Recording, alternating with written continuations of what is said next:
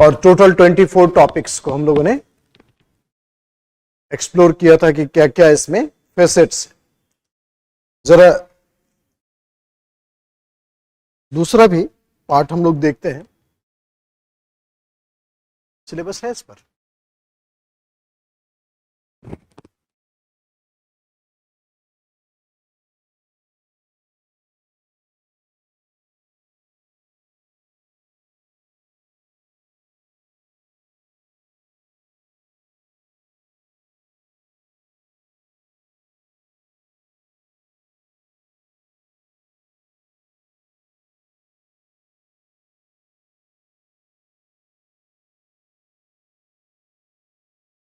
तो दूसरा पार्ट है इसका, वो है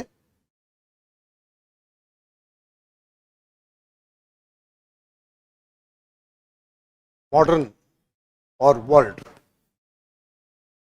मॉडर्न और वर्ल्ड, इसमें 24 सिलेबस देखा, 24 टॉपिक्स ऑल राइट। पेपर 2 में देखो हर एक चीज बिल्कुल उसी ट्यून में है जो जीएस में दिखता है। Advent of Europeans, advent of Europeans.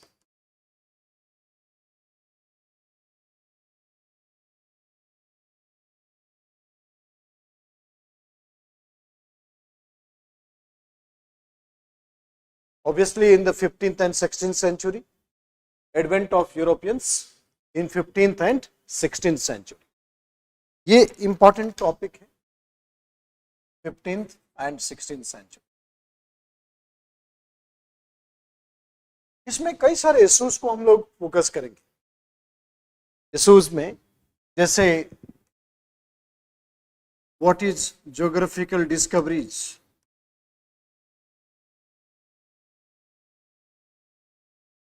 भौगोलिक खोज हुआ तो फिर कैसे यूरोपियंस आने लगे इंडिया में।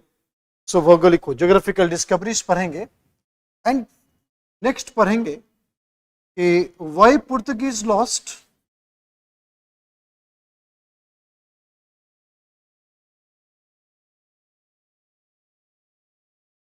why Portuguese lost, and why English overshadowed other Europeans. English overshadowed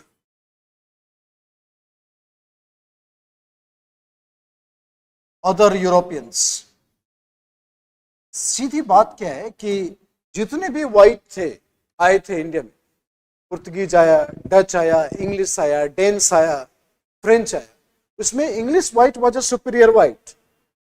और English country less than size of Haryana, ruling over 2/3 part of the globe, 3/4 population under command। तो जाहिर है कि among all the white, English white is a superior white। छोटा सा country, Haryana के आसपास के साइज का है, और 2/3 पार्ट ऑफ द ग्लोब। तो क्या स्पेशलिटी थी इंग्लिश की? देखो, भले ही वो सुपीरियर रेस है या नहीं, इस पर चर्चा नहीं है, बट जो इंडस्ट्रियल इनोवेशंस इंग्लिश ने किया उसका तो बहुत ही मल्टीपल इंपैक्ट निकला। Industrialisation of England, industrial revolution of England, obviously it had first started in England. उसका मैनिफेस्टेशन उसके सारे पॉलिटिकल इकोनॉमिक सिनेरियो में दिखता है। तो सबसे बड़ा इंग्लैंड के पास एडवांटेज वही था, industrial revolution of England. So why English overshadowed other Europeans. इस चैप्टर में हम लोग ये चीज डील करेंगे। सिलेबस देखना, इंग्लिश ओवरशैडोड अदर यूरोपियंस। तो इंग्लिश का भी एक बड़ा लंबा जर्नी रहा है। टाइमलाइन मॉडर्न में हमेशा बहुत इंपॉर्टेंट रहता है। तो टाइमलाइन इंग्लैंड बहुत इंपॉर्टेंट रहता है। एक बार टाइमलाइन समझ में आ जाएगा तो things would become easy for us, बहुत आसान हो जाता है मॉडर्न हिस्ट्री टाइमलाइन के हिसाब से अगर देखें तो। 1498 Portuguese came to India.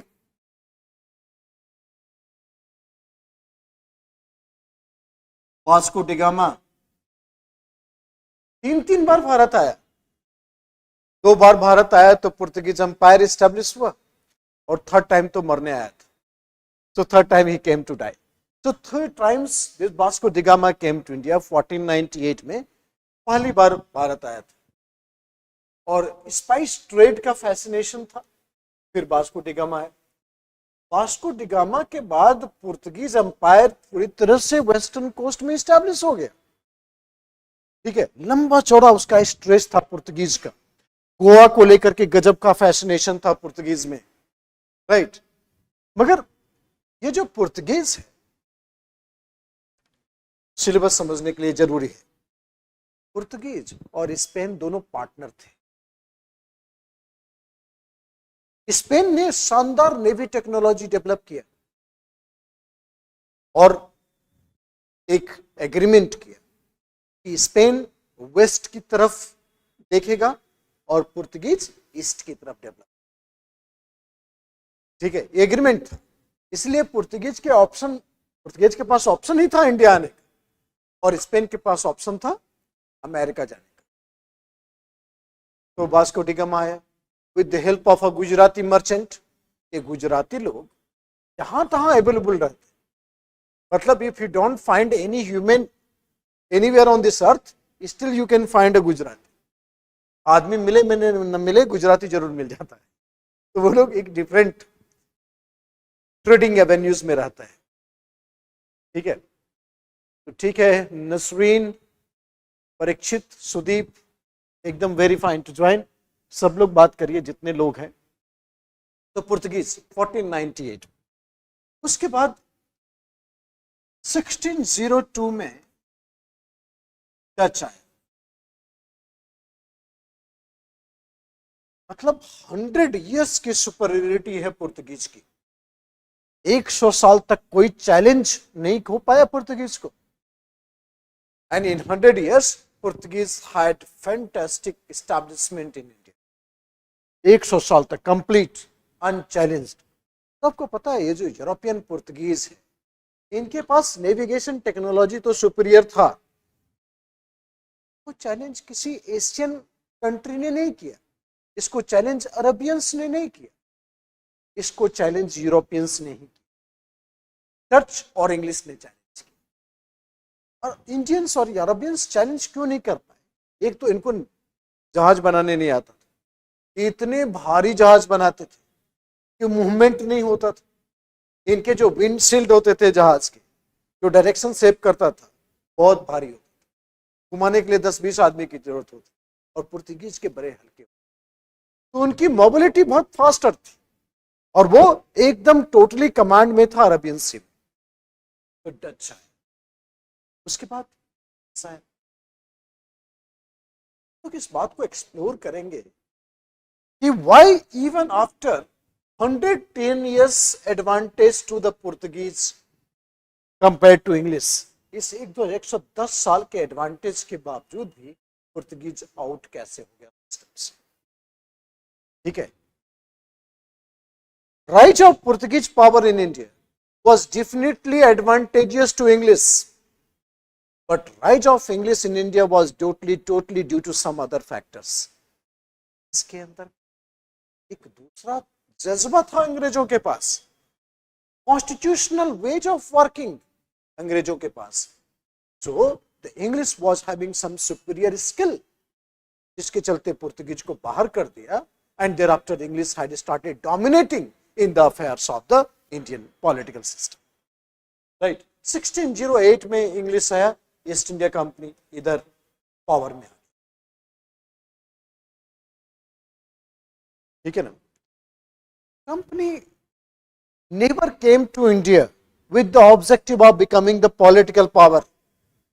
Company's main motive was trade and commerce, but circumstances in India persuaded company to aspire for political power. Bharat के हालात ने कंपनी को पॉलिटिकल पावर के बारे में सोचने के लिए मजबूर किया। It is circumstances in India persuaded company to aspire for political. But company तो केवल ट्रेड एंड कॉमर्स के लिए इंडिया आई थी। कंपनी का इसका कोई इंटेंशन नहीं था। मर्चेंट्स और ट्रेडर्स की कंपनी है, कंपनी पॉलिटिशियंस की कंपनी है, बहुत पैसा लगाया उन लोगों ने। Obviously their motive will be trade maximisation. अगर जब तक मुगल अंपायर था, company was very powerful, Mughal empire was very powerful. Mughal centralise system के अंदर में कंपनी को काम करना पड़ता था। उन्होंने कंपनी को ऑल इंडिया फैसिलिटेशन दिया। कंपनी का इकोनॉमिक नेटवर्क इंटायर इंडिया में था। जैसे मुगल पूरे इंडिया में है, वैसे कंपनी का इकोनॉमिक नेटवर्क पूरी इंडिया में था। जब मुगल अंपायर डिक्लाइन कर गया तो छोटे छोटे स्टेट डेवलप हुए, and these smaller states they had to work under the company's economic network. They had to work under the company's economy. अब कंपनी का इकोनॉमिक नेटवर्क ऑल इंडिया है और स्टेट छोटे छोटे, तो कंपनी डोमिनेट करेगा ना। और कंपनी जब डोमिनेट किया तो कंपनी के एस्पायरेशंस हो गए, ये सारा चीज हम कंट्रोल कर रहे हैं, पॉलिटिकल पावर में कन्वर्ट। तो कंपनी को पॉलिटिकल पावर में कन्वर्ट होने में 150 years लगा था।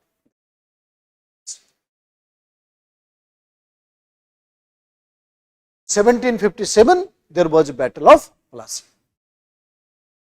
ठीक है, गुड इवनिंग तेजपाल, जल्दी से स्टार्ट करते हैं, अपना कॉपी खोलिए, देखिए 1757 battle of Plassey. Battle of Plassey was significant step. एक पोइट है बंगाल में, नवीन चंद्र सेन, ये क्या बोलता है कि this is a beginning of the night of eternal gloom.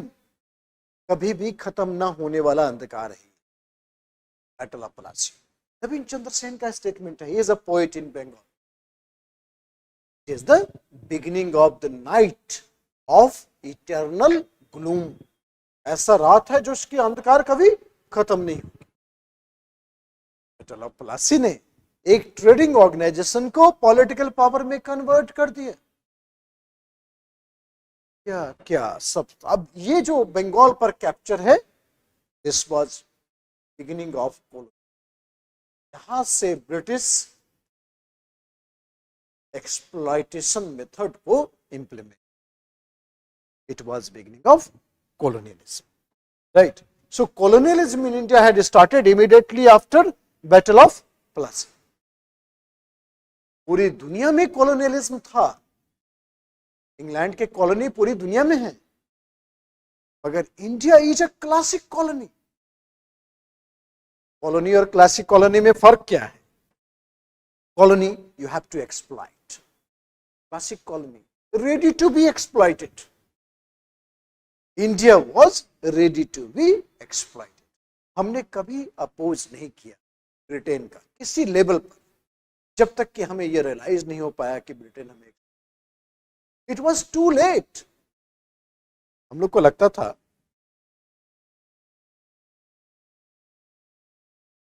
कि ब्रिटेन के साथ क्लोज होंगे ना, हमारा भी मॉडर्नाइजेशन हो जाए, हमारे भी सोशल लेवल्स खत्म हो जाएंगे, हमारे यहां भी साइंटिफिक एजुकेशन आ जाएगा। This was our real motive. और जब फॉरेन पावर्स को आप टॉलरेट करेंगे, अपोज नहीं करेंगे, तो they will take and that advantage to political. Fine, so we invited British to take the political, और ये 1757 में, and that was beginning of colonialism. जिसको अपने सिलेबस में अगर देखोगे ना, अपने सिलेबस जो अपने पास, इसमें बोलता है significance of Plassey, right? Significance of Plassey. ये फर्स्ट बैटल था, सिग्निफिकेंट बैटल था, जिसने कि इंग्लिश को पॉलिटिकल पावर बना दिया।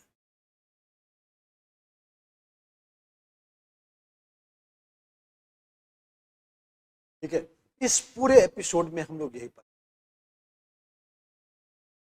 अब देखो थोड़ा सा ना दिमाग कभी कभी उलझता है। ठीक है, पुर्तगीज आपने दिखा दिया, आपने डच दिखा दिया, आपने इंग्लिश दिखा दिया, फ्रेंच कहाँ गया। तो हम लोग पढ़ेंगे इस स्टाइल में, एक साथ सबको तो नहीं पढ़ सकते, इससे मिक्सअप बहुत ज्यादा हो जाएगा। इसलिए इंग्लिश को पहले पॉलिटिकल पावर में कन्वर्ट करवा देंगे, और तब फ्रेंच ईस्ट इंडिया कंपनी की, यहां पर देखो टाइम लाइन के हिसाब से ना 1664 में फ्रेंच ईस्ट इंडिया कंपनी बनी,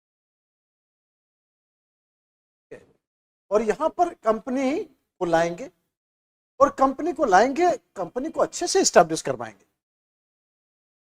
राइट, कंपनी को अच्छे से स्टैब्लिश करवाएंगे।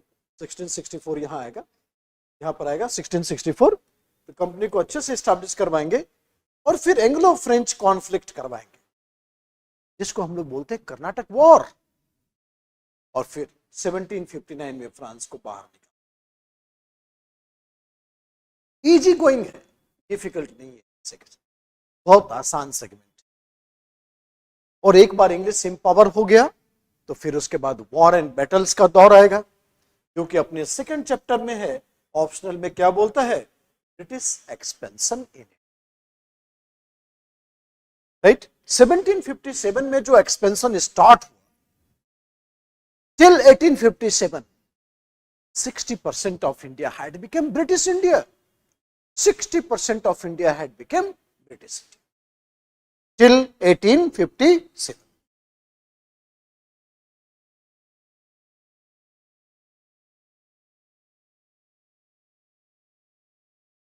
Till 1857, right? The Maratha, the Punjab, Mysore, सब देखिए इस चैप्टर में आएगा। एकदम यूपीएससी का जो ऑप्शनल का सिलेबस है ना, बड़े अच्छे से अरेंज किया। आप देख रहे हैं ना, अगर ठीक से सिलेबस स्टडी, बहुत सारे बच्चे ना सिलेबस नहीं पढ़ते, तैयारी करते, अगर मेहनत की, अगर आप किसी चीज को भारी मान लेते, ये तो सबसे बड़ा अपराध है। At least we should look into the syllabus and see the arrangement. जब ब्रिटिश एम्पायर क्रिएट हो गया तो एक्सप्लॉयटेशन भी चलेगा। इंडिया का रिलेवेंस क्या है, इकोनॉमिक रिलेवेंस है, और क्या रिलेवेंस होगा इंडिया का। Why British had taken too much pain to conquer India? India became necessity of British economic system. पूरे इंडस्ट्रियल रिवॉल्यूशन का मार्केट कहाँ है, इंडस्ट्रियल रिवॉल्यूशन के लिए रॉ मटेरियल कहां से आ रहा है, यहां से रॉ मटेरियल जा रहा है, गुड्स इंडिया में पंप हो रहा है, तो हम लोग क्या बोलते हैं, exploitation. Economic impact of the British, ठीक है। धीरे धीरे ब्रिटिश पार्लियामेंट भी अपना कंट्रोल बढ़ाएगी बाय वेरियस एक्ट, और उसके बाद इकोनॉमी। सिलेबस ब्यूटीफुली अरेंज है, land revenue settlement, train of wealth, decline of Indian handicraft industries, बिल्कुल इसी मेथोडोलॉजी में पढ़ेंगे, ठीक है, ध्यान रखना है इस चीज को। उसके बाद सोशियो रिलीजियस रिफॉर्म मूवमेंट, ताकि ब्रिटिश का कंट्रोल और भी मजबूत हो सके, राइट।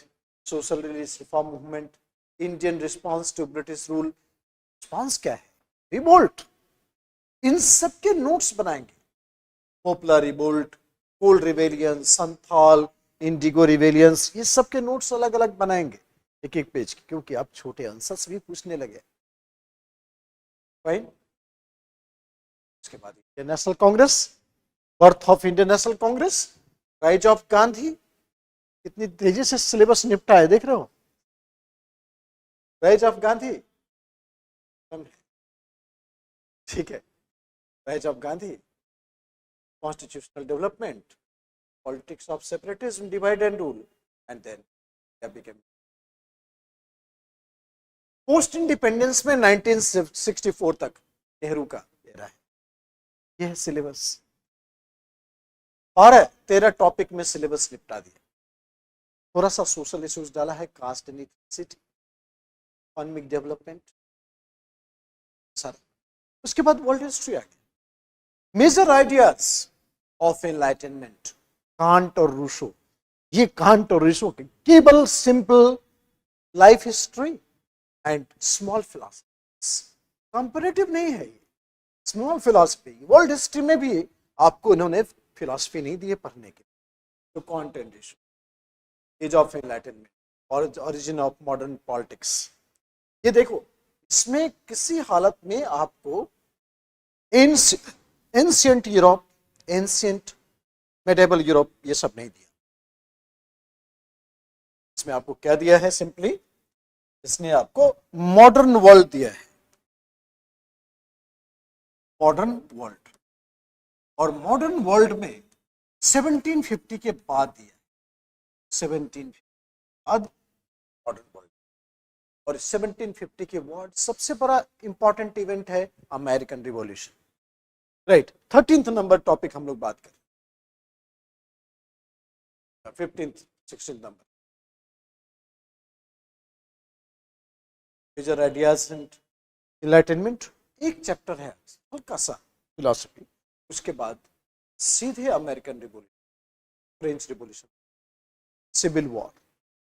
राइट, अमेरिकन पढ़ेंगे, इंडस्ट्रियल रिवॉल्यूशन पढ़ेंगे, ठीक है, rise of nation state, Germany और इटली का यूनिफिकेशन, ये सब हम लोग ऑलरेडी पढ़ते हैं जीएस में। उसी को थोड़ा सा हम लोग इलाबोरेटली देख लेंगे, that will complete command of the syllabus. Revolution and counter revolutions, world Wars, world war second, liberation from colonial rule, disintegration of USSR. Syllabus तो सिलेबस ज्यादा बड़ा नहीं है, और क्वेश्चन में आपको दिखाऊंगा बीच बीच। तो आज हम सोच रहे हैं कि आज हमारा फर्स्ट टॉपिक स्टार्ट, और ये फर्स्ट टॉपिक है एंशिएंट इंडिया। हम लोग बेस से ही स्टार्ट करेंगे, sources, archaeological sources, exploration, excavation, epigraphy, numismatics and monuments. कल हम लोगों ने देखा था, शायद आपको याद है, what is difference between excavation and explorations. ठीक है, ये हम लोगों ने कल देखा था। एपिग्राफी, न्यूमिस्मेटिक्स क्या है, लिटरेरी सोर्सेस के क्या क्या पैटर्न है, इन सब चीजों पर हम लोगों ने बातचीत शुरू कर दी थी। देखो, इसमें कोई शक की बात नहीं है, India is a very diverse country, it has a very rich legacy of history. हजारों साल की ओल्ड हमारी लेगेसी है। तो उसको पैटर्न में, उसको समझने के लिए हमारे पास उतने ही ज्यादा रिसोर्सेज होने चाहिए, और रिसोर्सेज दो ही कैलकुलेट किए, एक आर्कियोलॉजिकल और दूसरा literary. Whenever we miss the things, we take the episode of the folk tales. तो इस आर्कियोलॉजिकल और लिटरेरी एविडेंस को हम लोग अरेंज करते हैं कि क्या इसका सिग्निफिकेंस है, व्हाई इट इज नीडेड, और इसके लिमिटेशंस क्या क्या हो सकते हैं। थोड़ा सा बेसिक और हम कवर करें क्या? देखो, अच्छा बताओ तो, कल हम लोगों ने बात किया था प्री हिस्ट्री किसको बोलते हैं? What is pre history?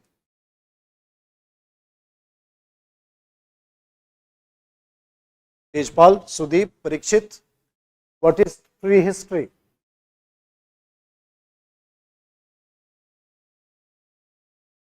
इसमें केवल आर्कियोलॉजिकल एविडेंस। प्री हिस्ट्री बोलते हैं कि we have only archaeological source, only archaeological source.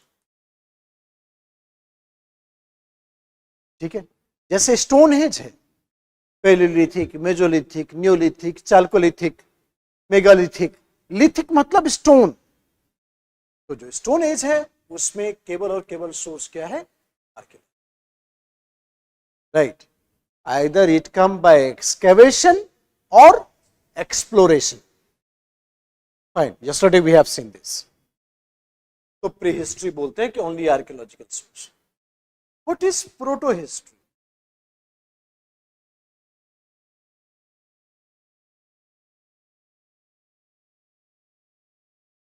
अब आपने कि प्रोटो हिस्ट्री में है कि we have archaeological and as well as we have literary source. Either literary source was not deciphered, या तो पढ़ नहीं पाए उसे, या फिर लिटरेरी सोर्सेस को डेसिफर किया है, उसका आर्कियोलॉजी के साथ मैचिंग नहीं हो पा रहा है। ठीक है ना, से रामायण, महाभारत है, of stories in Ramayana, but we don't correlate with the archaeology. ये प्रोटो हिस्ट्री में Harappan civilization, we have this script in Harappan civilization but not yet deciphered. वैदिक सिविलाइजेशन में, महाभारत पीरियड में, yes, so archaeological and literary source है, but either right hers, either literary source not deciphered, or if it is deciphered not correlated with the archaeological source. इसको हम लोग क्या बोलते हैं? Proto history. So what is proto history? We have archaeology and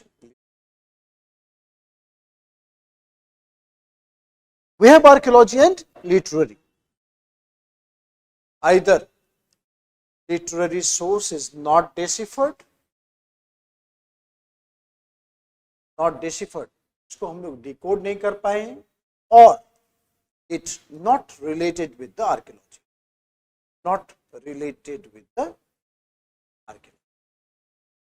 इसको क्या बोलते हैं? Proto history. और हिस्ट्री क्या है? we have archaeology, we have literary, both support each other. तो प्रोटो हिस्ट्री में कौन कौन सा सेगमेंट आएगा?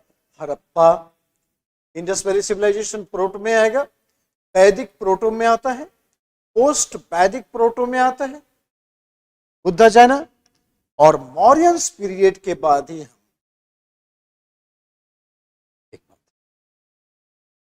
राइट. सो यू लिखना चाहिए इसको, हिस्ट्री. कल मैंने डिफिनीशन लिखाया था, आज भी लिखी, शुरू से उसको डिफिनीशन देख. What is history? History is, Nasreen, Harsh, Sudeep लिख लीजिए एकदम कंप्लीटली नोट्स के स्टाइल में. History is recorded events of the past, recorded events of the past. Those events of the past, those events of the past,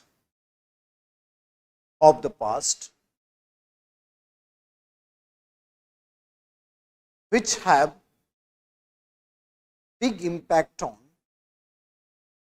those events of the past which have big impact on social, economic and political life of humanity. Political life of humanity मतलब मानवता के सारे social, economic और political dimension पर जो effect करे वही history है. जब से आदमी बना से लेकर आज तक करोड़ों फैक्ट्स हैं. सारे फैक्ट्स हिस्ट्री नहीं हो सकते, सारे इवेंट्स भी हिस्ट्री नहीं हो सकते. Only those event which had a big impact on social, economic and political life of humanity. जैसे आप केजीएस में आए, ये बिल्कुल भी हिस्टोरिकल नहीं है. अगर आईएएस बन गए तो एक हिस्टोरिकल फैक्ट हो जाए in terms of big impact on your social, economic and political life. So that is what is meaning of history. Not all the events, only some events, recorded events of the past which have great impact on social, economic and political life.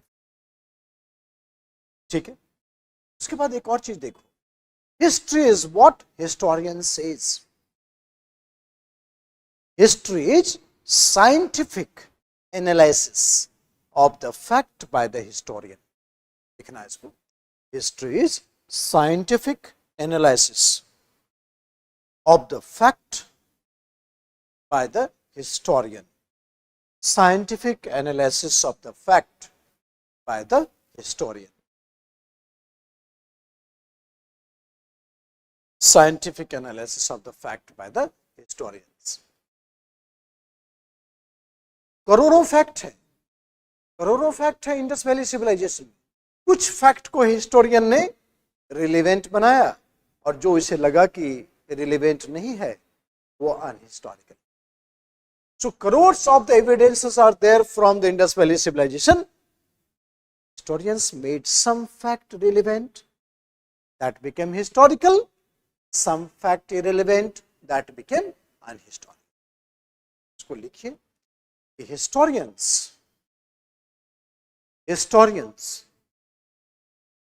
making the relevant fact historical, historians making the relevant fact historical and irrelevant fact unhistorical. Relevant fact historical and irrelevant fact unhistorical.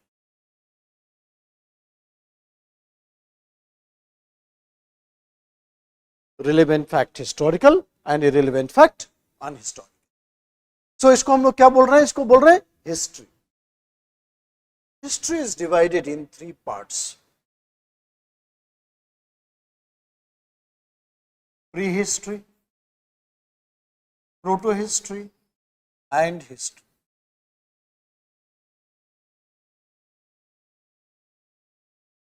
Prehistory.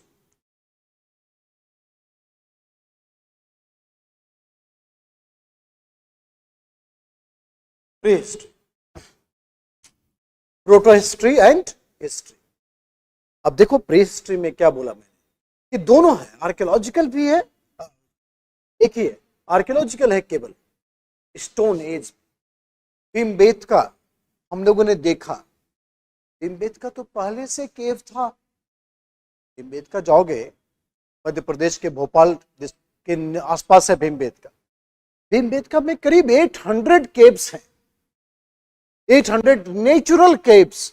Vindhyan mountain में एक 800 natural caves. तो human ने पहले देखा होगा, अरे ठीक है केव में रहेंगे तो ठंडा हवा नहीं लगेगा, जानवर नहीं खा जाएगा, तो इन्होंने केव में रहने का सोच लिया. अब पहले कैसे रहते थे ये मत पूछो. पैर पर लटक के सो जाते होंगे, उल्टा लटक के सो जाते होंगे, जमीन पर लेट ले होंगे. मगर केव शेल्टर बहुत बाद में आया. तो जब से केव में रहना शुरू किए वहां पर उन्होंने पेंटिंग करनी स्टार्ट कर दी.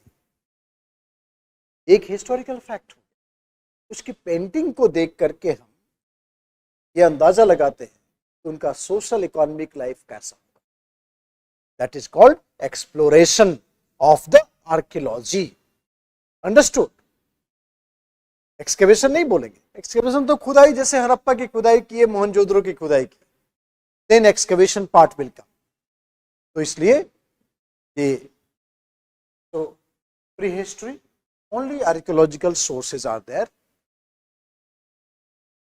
only archaeological sources are there.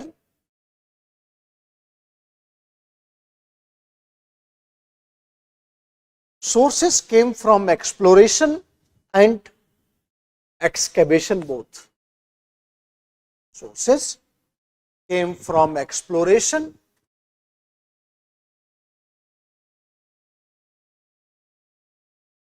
and excavation both.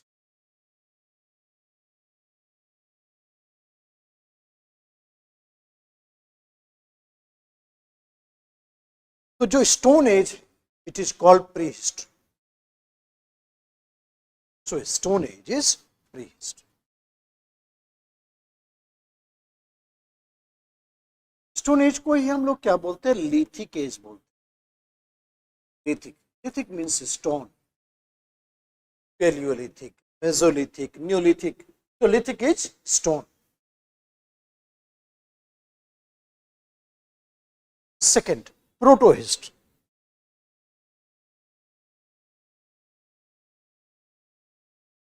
In protohistory,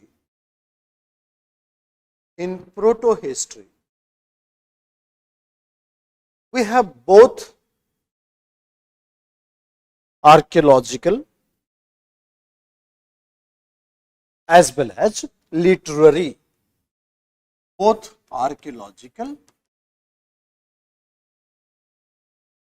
as well as literary. Literary evidence. Both archaeological as well as literary evidence. either literary evidence was not deciphered, either literary evidence was not deciphered,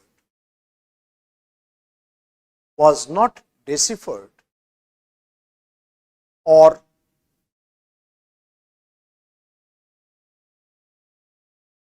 it is not related to archaeology. It is not related to archaeology.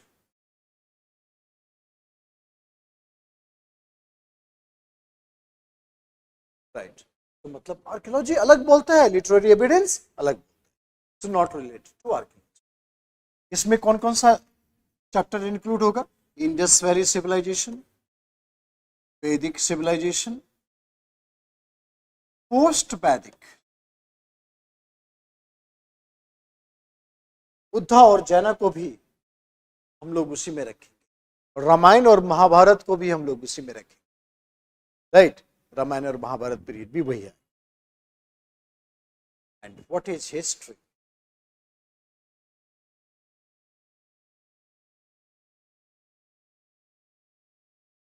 We have both archaeology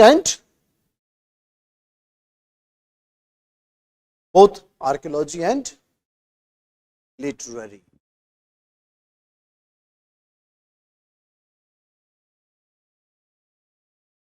And all literary sources related to archaeological interpretation,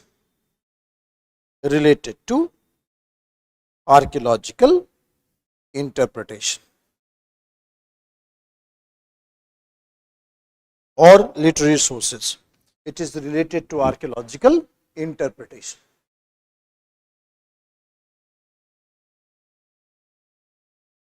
ठीक है, ये तीन, this is 3 types of history: pre history, proto history and history. Historical phase कब से start हुआ? Mauryan period is the beginning of historical period in India. Mauryan period. It is beginning of historical phase in India. Beginning of historical phase in India.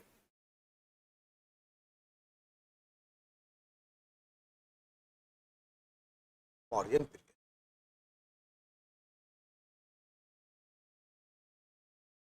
Beginning of historical. बहुत आसान है। अब आगे देखिए, sources पर आते हैं। सोर्सेस, ये अपना सिलेबस है ना तुम्हारे पास, सोर्सेस देखना, आर्कियोलॉजी, राइट, एंड दिल्ली, वो the sources we will try to find out. इसमें बहुत सारी चीजें हमें पढ़नी है, अभी इसके हम डिकोड करते हैं।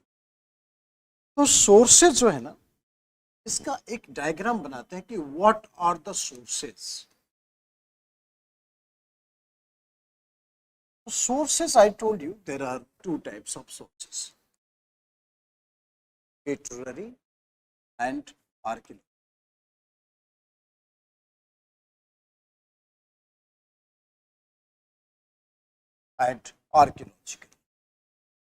मेन सोर्सेज यही है।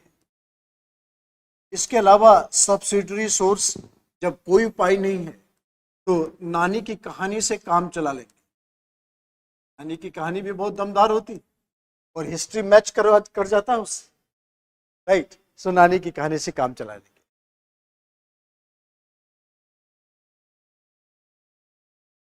Literary and archaeology. Literary source, we have indigenous and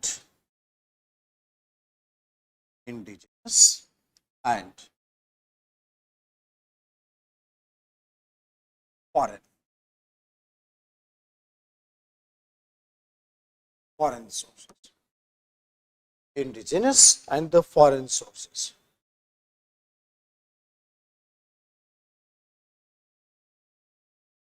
archaeological source में excavation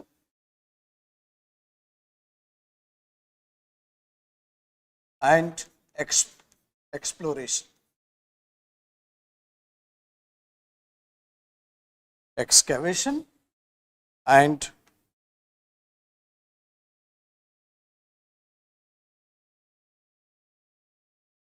exploration.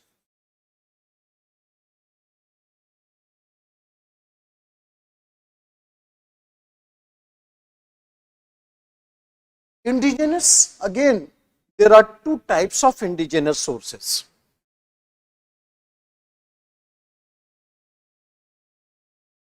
There are two types of indigenous sources. Secular and religious. Secular and religious.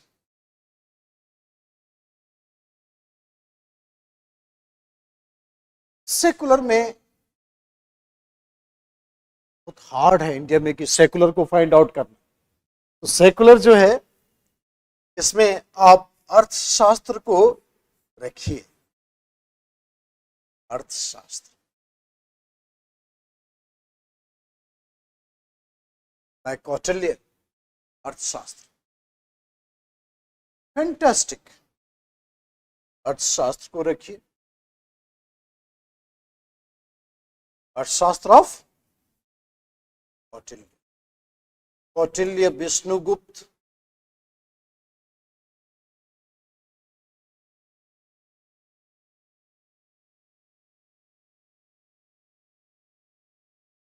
Patanjali, Mahabhashya, Mahabhashya,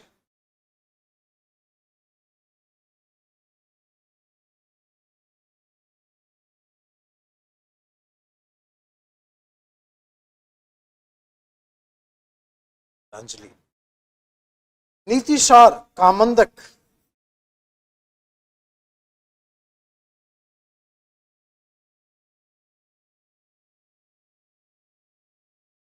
इस तरह के सोर्सेस को हम लोग सेकुलर सोर्स बोलते हैं। इस तरह के सोर्सेस को हम लोग सेकुलर सोर्स बोलते हैं। नीतिसार written by Kamandaka, Gupta period में जिस तरह से मौर्यंस में अर्थशास्त्र है उसी तरह से गुप्ता पीरियड में नीतिसार है। नीतिसार वाज रिटन बाय कामंदक। जैसे अर्थशास्त्र is a book of polity and governance, the same way in Gupta period we have the polity and governance in Nitisar. Nitisar is equivalent to Arthashastra. It is written by Kamandak in Gupta period. Religious, Ashoka inscription हमने सारा decipher कर लिया। जितने भी अशोका के inscription है जो 4 language use किया है, Kharosthi, Brahmini, Greek and Aramaic. We have decoded everything. Nothing left. Religious. Religious में तो बहुत सारे सोर्स ही पूरा भरा पड़ा है। वेदास, कुरान भी बहुत इंपॉर्टेंट सोर्स है, भले आपको अच्छा नहीं लगता हो ये दूसरी बात है, बट कुरान जो है this is something good for genealogy. आप जानते हैं मौर्यंस के बाद सुंग आया था, सुंग के बाद कन्व आया था। ये सब नॉलेज हमें कहाँ से मिलता है? पुराण से ही तो मिलता है। कौन राजा कितना दिन तक शासन किया ये भी हमें पुराण से मिलता है। तो वैल्यूएबल सोर्स ऑफ हिस्ट्री है। So Veda, Purana, Buddhist and Jain literature, Buddhist and Jain literature. Buddhist and Jain literature.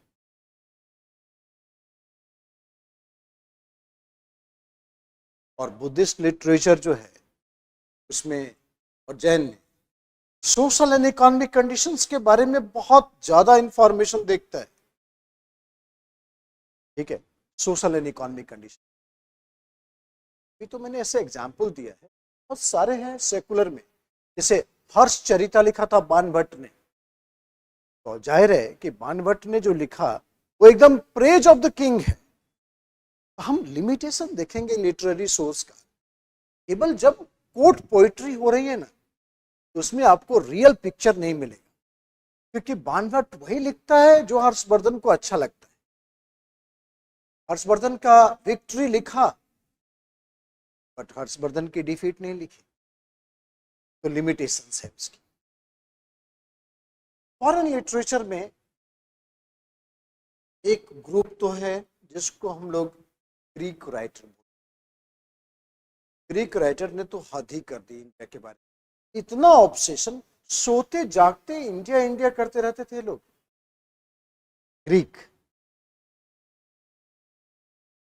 सुनने में अच्छा लगता था कि हम लोग की बढ़ाई हो रही है काफी पूरी दुनिया में, हमारा ट्रेड एकदम डोमिनेट करता था वर्ल्ड में, तो ग्रीक राइटर अच्छा लिखा था। कुछ ग्रीक राइटर ऐसे थे कि शानदार किताब लिखी इंडिया के ट्रेड के बारे में, बट अपना नाम लिखना ही भूल गए। राइट, आपको याद है पेरिप्लस ऑफ एरिथेरियन सी, एक अलेक्जेंड्रिया का नेविक सेलर था। अलेक्जेंड्रिया मतलब इजिप्ट, इजिप्ट को, मिस्र को अलेक्जेंड्रिया बोला जाता है। उसने बहुत शानदार किताब लिखी, but he forgot to write his name. But this is a best book to explain trade between India and Rome. Right, so many Greek writers. So Greek है, उसके बाद रोमन, रोमन के बाद लैटिन भी।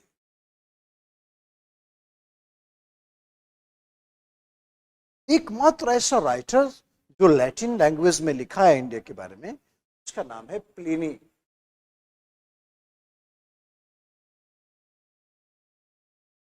Pliny he wrote the book natural Historica. ये शानदार किताब है, but Latin language, not in the right. Greek में तो भरे पड़े। मेगास्थनीज ने इंडिका लिखी थी ग्रीक में, स्ट्राबो, एरियन, ये सब ग्रीक में लिखे।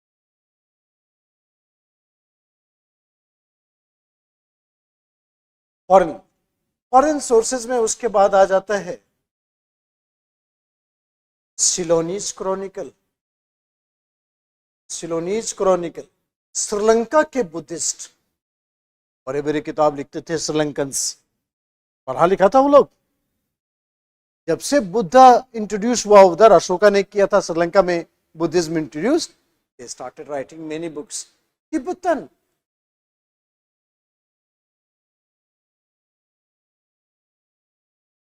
Chinese, Chinese they love coming to India, इतना आते थे लोग। फाहियान, वेन सांग, वांग से, इत सिंह, सब ने शानदार किताब लिखी। और उसके बाद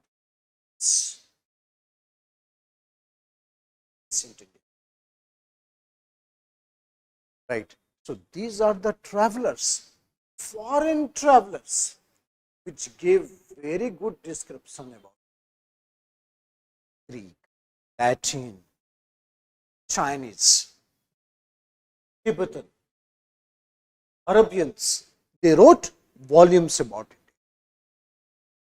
अल बरूनी आया, आप जानते होंगे, अल मसूदी आया, सब लोग ये अरबिक थे।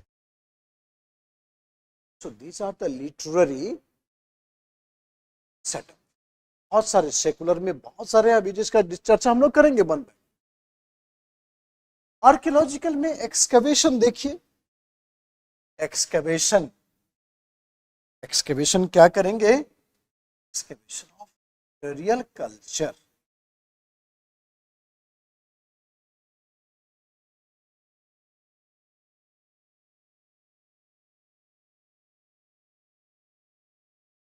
Excavation of material culture. खुदाई के बाद जो चीज मिलती है,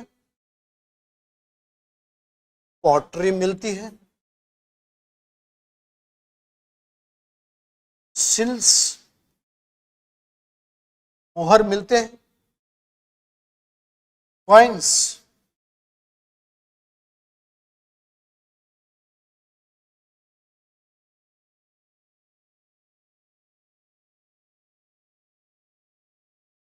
सिटी, हड़प्पा, मोहनजोदड़ो, सिटी।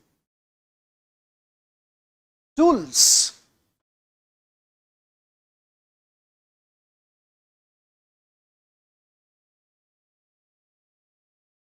कौन कौन से वेपन्स यूज करते थे, कौन कौन से टूल्स यूज करते थे to make the life easier.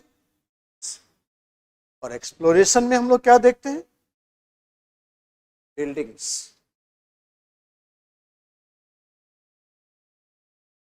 Inscriptions,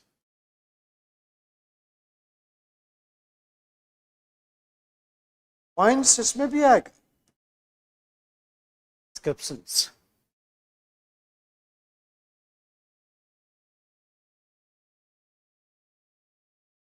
These are called archaeological sources, जिसको कि हम लोग परफेक्ट एनालिसिस करते हैं एक्सप्लोरेशन से। सिलेबस देखना जरा, सिलेबस देखो। हम लोग क्या करेंगे ना, एक एक चीज सिलेबस का डिकोड कर देंगे and things should become easy for us. यही तरीका है। आपको देखने में जैसा लग रहा है वो बड़ा इतना विशाल नहीं दिखेगा ये, क्योंकि हमारी कॉपी में धीरे धीरे धीरे धीरे ये आना शुरू हो जाए। और तो पहले फर्स्ट चैप्टर खत्म, सेकेंड खत्म हो गया, थर्ड खत्म हो गया, और उसके बाद आप लास्ट 10 years के क्वेश्चन बनाना सीखिए and then you will find how easily you can solve these questions. बहुत आसान रहता, बहुत ही आसान है in fact.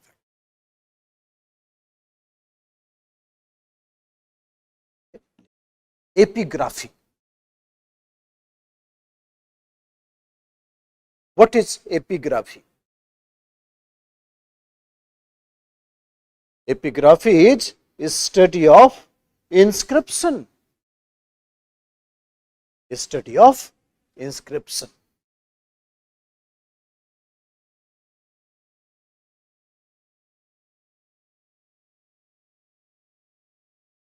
Paleography,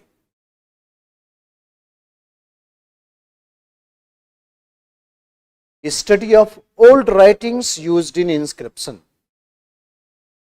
Study of old writings used in inscription. Epigraphy, paleography. So epigraphically study of inscription, और दूसरा क्या है, study of old writings used in inscription.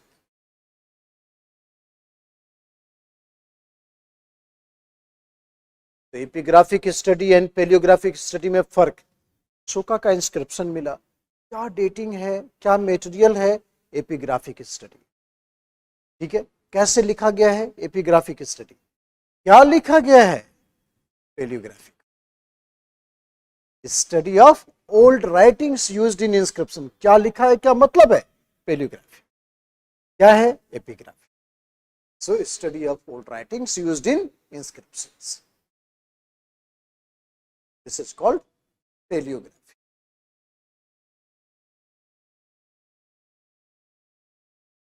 Mainly दो मेजर स्क्रिप्ट हैं इंडिया में। Mainly there are two major script in India.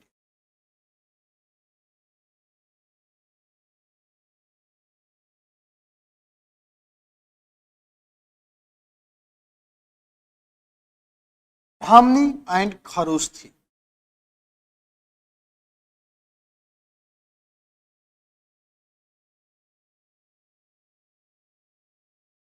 Brahmini and Kharosthi. Brahmini script is mother of all the script. Brahmini script is mother of all the script except Indus script. Except Indus script. Brahmini script is mother of all the script except Indus script. और इसको कैसे लिखते हैं, left to right, left.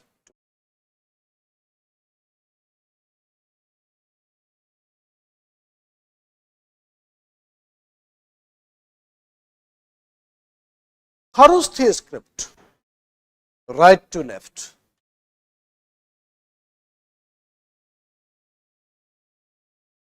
right to Kharosthi script, right to left. So there are two major scripts. One is Brahmani, another is Kharosthi. Brahmani left to right, Kharosthi right to left. But Brahmani script is oldest script in India. जितने भी script हैं all came from Brahmani script except Indus script.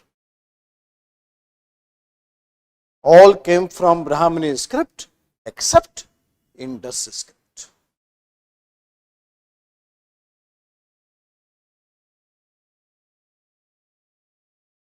Great things.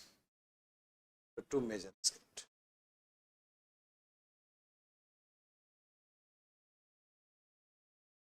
Question जो है ना कहां से mains में बनने का चांस, लिटरेरी सोर्सेस, इसके लिमिटेशंस, न्यूमिस्मेटिक्स कितना हेल्पफुल है, ये सारी चीजें अभी हम लोग देखेंगे. तो लिखो, इसके आगे लिखना कि among the sources to study ancient India, among the sources to study ancient India, among the sources to study ancient India,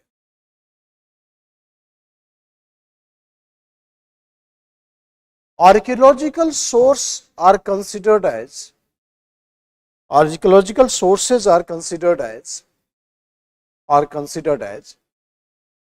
most reliable sources. Archaeological source was considered as most reliable sources. Reliable sources. Because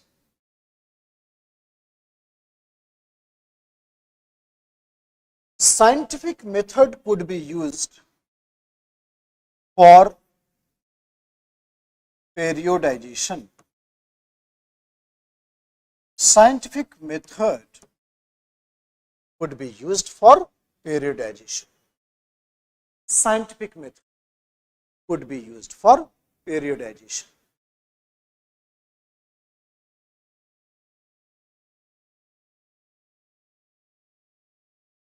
But whenever archaeological sources is absent,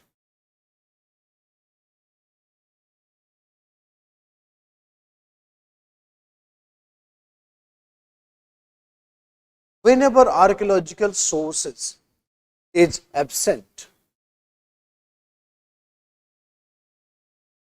we have to rely on literary sources. We have to rely on literary sources like Vedic period, like Vedic period. Okay. Wherever there is archaeological sources as absent, we have to rely on literary sources like Vedic period. जैसे ऋग्वेद है, ऋग्वेद में mostly human क्या थे? Pastoral थे. They keep on moving from one place to another. They don't stay at one place. तो जब यहां से वहां घूमते रहेंगे, आज करोल बाग, गुड़गांव, हिसार, अमृतसर, पाकिस्तान, तो फिर हमारे पास कोई मेटेरियल कल्चर का एविडेंस रहेगा नहीं. टेंट समेटे निकल गए, तो आर्कियोलॉजिकल सोर्स बनेगा नहीं. तो हमें उसके लिए क्या करना पड़ेगा? ऋग्वेद के लिटरेचर पर रिलाई. अगर इसमें प्रॉब्लम है कि दुनिया की कोई पावर ये डिसाइड नहीं कर सकती है कि ये ऋग्वेद कब कंपोज हुआ. कागज पर लिखना भली बात, ये तो बहुत बाद में लिखा गया कागज पर. अगर कौन देवता बोल रहे थे, कब बोल रहे थे, और ये ऋषि लोग कब जा रहे थे, इन्हीं को क्यों सुनाई दिया, बाकी लोग नहीं सुन पाए? विश्वामित्र, वामदेव, आत्रेय, भारद्वाज, वशिष्ठ, ये 5-6 लोग थे, यूनिक आदमी थे. सुन लिया गॉड्स, और उसके बाद हमें रटवाया गॉड ने बोला है रटो। सोर्स क्या हो गया? ऋग्वेद। तो उसमें जो डिस्क्रिप्शन है,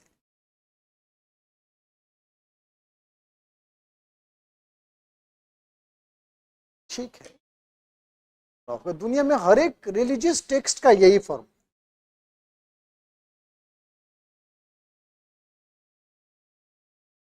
एक हेडिंग दे दो, significance of literary sources, significance of literary sources in the study of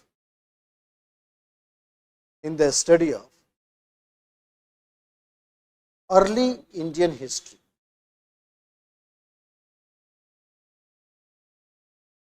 in the study of early Indian history।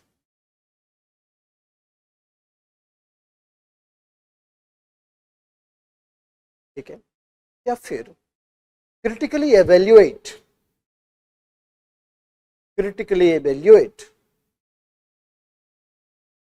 the use of literary sources, critically evaluate the use of literary sources in framing the history, critically evaluate the literary sources in framing the history। तो इसमें एक छोटा सा introductory part लिखेंगे। देखना, India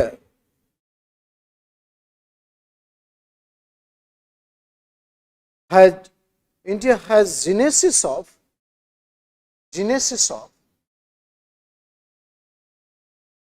very old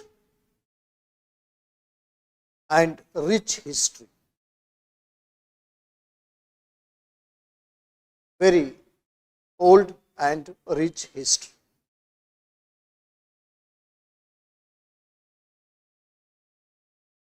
History had its civilizational root. History has its civilizational root. Civilizational root. It is in continuity.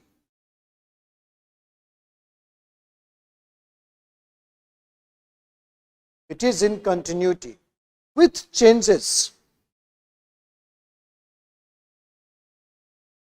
even after thousands of the years,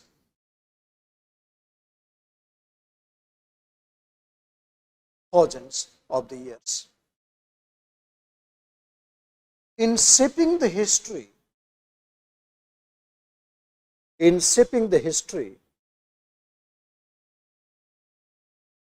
literary source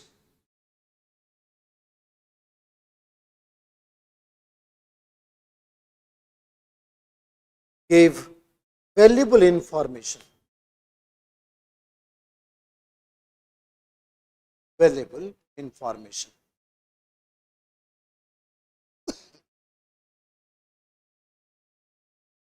Literary source started with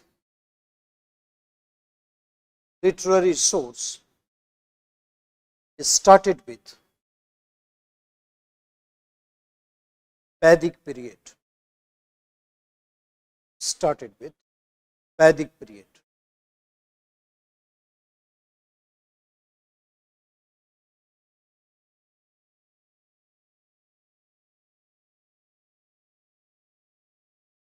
There are two types of Vedic literature.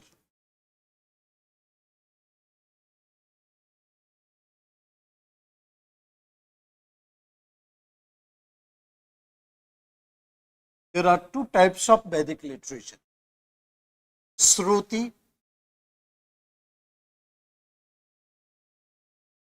and Smriti.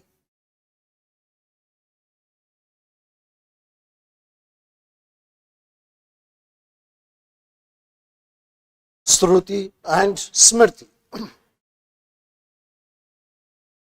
श्रुति वो है जो God ने बोला था और ऋषियों ने सुन लिया था। and that was compiled in 4 Vedas. That was compiled in 4 Vedas. Shruti means, Shruti literature means Rig Ved,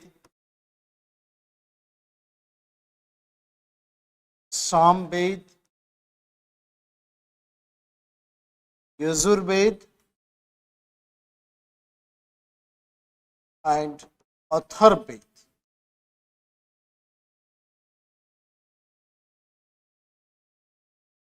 Athar Ved.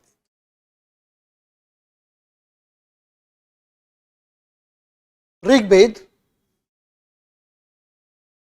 Rig Ved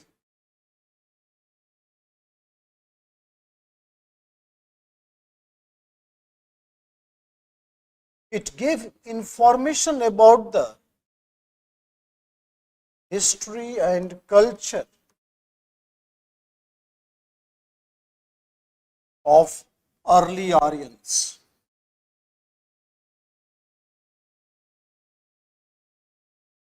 History and culture of early Aryans. Rigveda originally ये ऋग्वेद है, history and culture of early Aryans. Samved, it is origin of Indian music.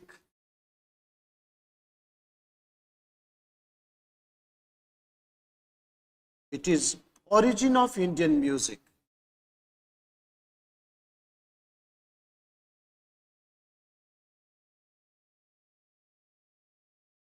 Yajurved describe the rituals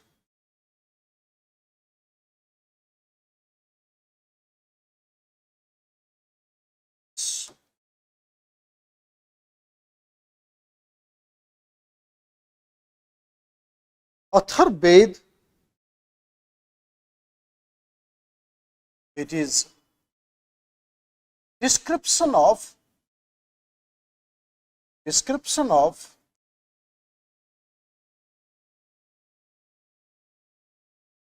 herbs, plants,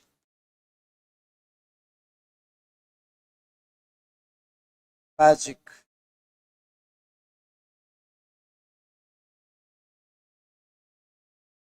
tantra,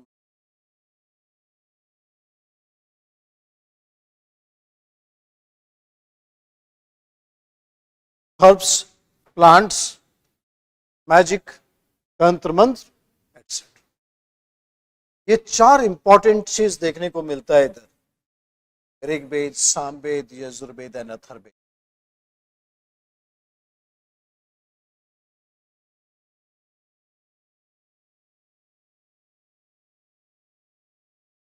स्मृति में क्या क्या है? ब्राह्मण,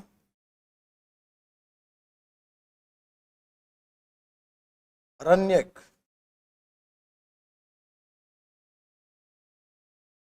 निषद,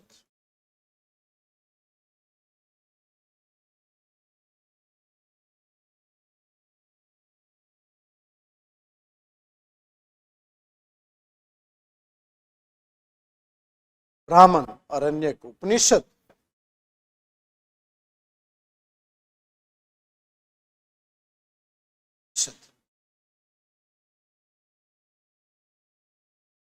Vedang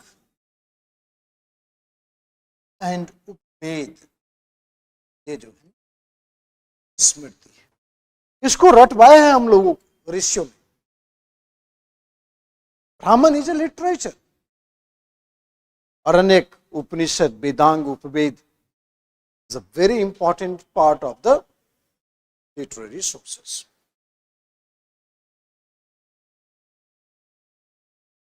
Right, religious literature. And in order to understand the Vedic period, these are the only sources here we can look. इसके अलावा और कोई हमारे पास सोर्सेस नहीं है. To understand the Vedic period, these are the sources. Shruti and Smriti. Okay. आगे लिखना. आगे लिखना, द जातक स्टोरी, जातक story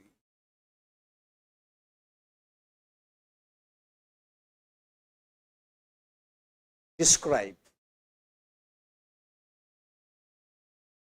social and economic condition, social and economic condition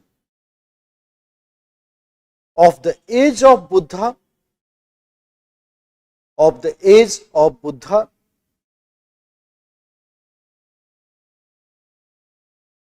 and Mauryan period, and Mauryan period. जातक की स्टोरी में मैंने बड़े बड़े गजब की स्टोरी, जैसे हिंदुइज्म में पुराण है, उसी तरह से बुद्धिज्म में जातक है, और 500-600 stories of the previous birth of Buddha का बचपन में ही बड़े डेंजरस तो नहीं, तो बहुत पावरफुल आदमी। जैसे एक स्टोरी है कि there was a mad elephant killing, trembling everybody, everybody was screaming for help, and that mad elephant came before baby Buddha, खेल रहा था, हाथी आया, कुचल दूंगा, बेबी बुद्धा ने उसको छू दिया, and that became a tiny cat, छोटा सा बिल्ली बन गया। ये सब स्टोरी जातक में भी फ्रेम किया गया कि सुपर नेचुरल थिंग्स। एक डाकू हुआ करता था, डेंजरस, रूप भी रखता था, उंगली का माला पहन लेता था मार के, प्रूफ है अब तक 56 टाइप का proof. Came to Buddha and thereafter he became the saint. इस तरह से जातक की स्टोरी के फॉर्मूला काफी socio economic reflection. In Mauryan period, in Mauryan period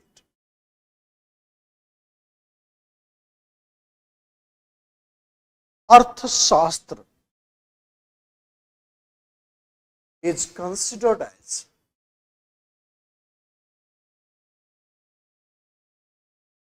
Arthashastra is considered as most valuable book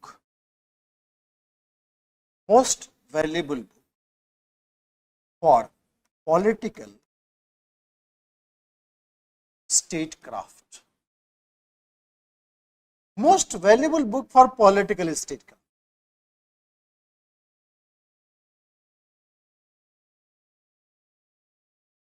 अर्थशास्त्र की स्टोरी इतनी खतरनाक है कि इसको किसने लिखा ये उसमें लिखा हुआ नहीं है, ठीक है, किस पीरियड में लिखा किसके बारे में ये भी लिखा हुआ नहीं, ना उसमें एक वर्ड है मौर्यंस, ना एक वर्ड है चंद्रगुप्त मौर्य।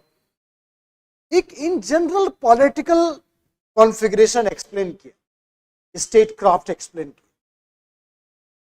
मगर चूंकि उतना बड़ा काम कौन कर सकता है, एक महान पंडित थे, का नाम था, इतना बड़ा महान काम वही कर सकता है, इसलिए उन्होंने लिखा होगा, ये हम लोग एज्यूम करके चल रहे हैं, ठीक है। Otherwise we don't have any clear cut evidence that it is written by Kautilya, और कौटिल्य जो था वो कब लिखा ये भी पता नहीं।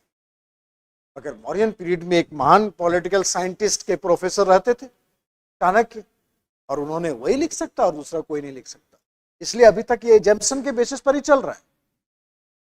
क्या हुआ, एक आदमी था और समाजशास्त्री, ये ऐसी ऐसी किताबें खोजता था तो कोई नहीं खोजता, लाइब्रेरी में जाता था, उस किताब को कोई नहीं पढ़ता था, उसी को निकाल के देख, तो लाइब्रेरी में उसे एक बहुत पुरानी फटी चिटी किताब मिली संस्कृत में, उसको पढ़ा, तो पढ़ने के बाद उसमें देखा अरे इसमें तो स्टेट का डिस्क्रिप्शन है कि ऐसा होना चाहिए, स्टेट के कौन कौन से फंक्शनरीज हैं, कौन कौन से टैक्स होने चाहिए, क्या डिवीजन होना चाहिए स्टेट का, इसी को बोला जाता है पॉलिटिकल स्टेट क्राफ्ट। राजा का क्या रोल है, मंत्री का क्या रोल है, पॉलिटिकल स्टेट क्राफ्ट का, उसमें लिखा हुआ था उन्होंने। अर्थशास्त्र, एक लाइब्रेरी है मैसूर में, ओरिएंटल लाइब्रेरी इन मैसूर, और उसी लाइब्रेरी में आर्य समाजशास्त्री ने अर्थशास्त्र के मैन्युस्क्रिप्ट को खोज लिया। अब तो आप नहीं रखते थे प्राचीन काल, भारतीय किताब रखते ही नहीं थे, जो फॉरेनर्स आया हमने उसको किताब पकड़ा, ले जाओ पढ़ना पड़ेगा, नहीं तो चाइनीज आए इतनी किताबें थी, सब थी, गलती से वो लाइब्रेरी में पड़ा रह गया, लाइब्रेरी कैसे पड़ा, होता ना कि किताबें पढ़ा हुआ रख दो इस रैक पर, दूसरा लाइब्रेरी टूट गया, कहीं बक्से से ला के रख दी, किसी को पता नहीं क्या ढोर है, किसी को क्या पता था, इतने साल, 2000 साल पुरानी किताब, 2500 साल पुरानी किताब, ये मैसूर के ओरिएंटल लाइब्रेरी में मिलेगा, अर्थशास्त्र। सो मैन्युस्क्रिप्ट ऑफ अर्थशास्त्र, मैन्युस्क्रिप्ट ऑफ अर्थशास्त्र,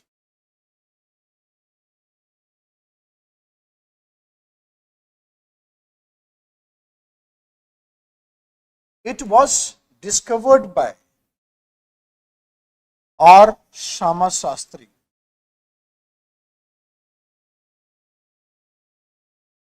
was discovered by R. Shama Shastri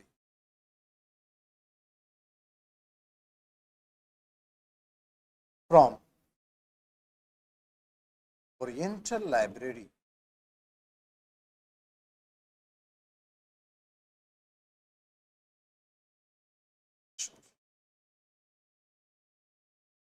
oriental library Mysore.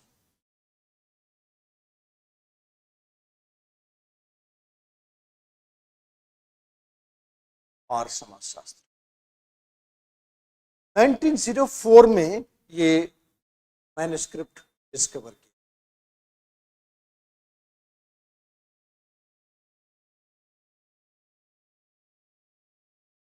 It is considered as best book to understand the Mauryan period.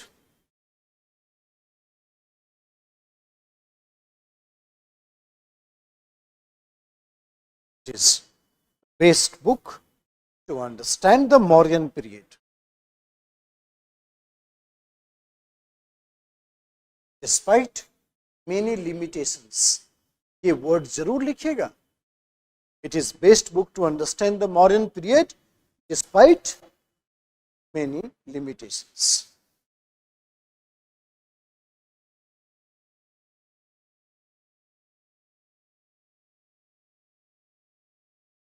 It described the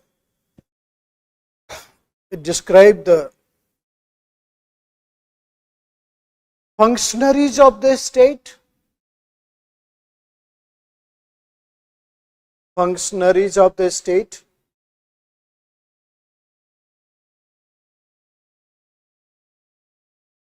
its roles and responsibilities,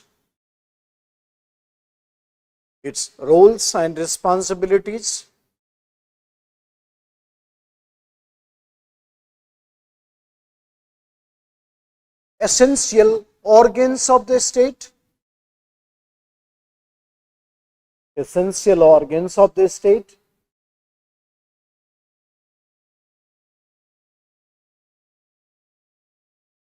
taxation system,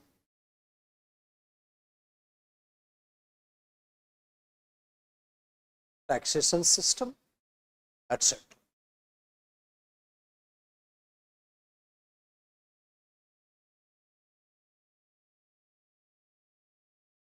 Kamandaka नीति सार paragraph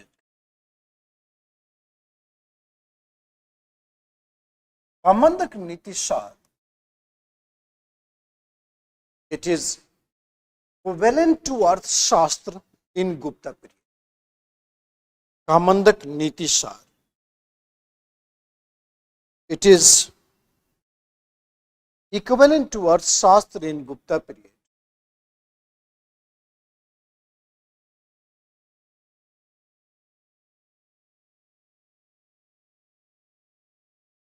It was written in the 4th century AD.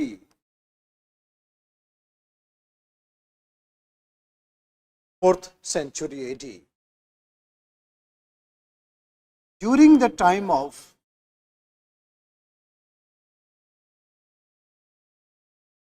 Chandragupta first,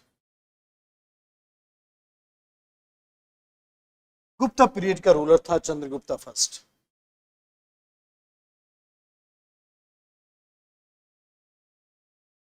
Chandragupta first 8th century। There were, paragraph change करके, there were many socio-cultural writers, many socio-cultural writers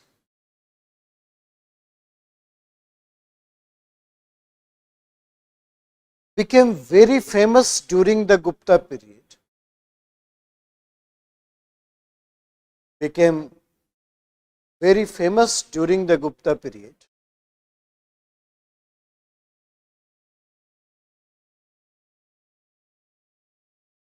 which describe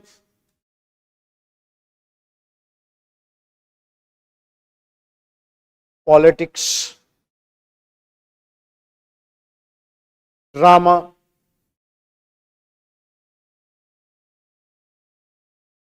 rules of succession, कौन राजा बनेगा, rules of succession, religious theme,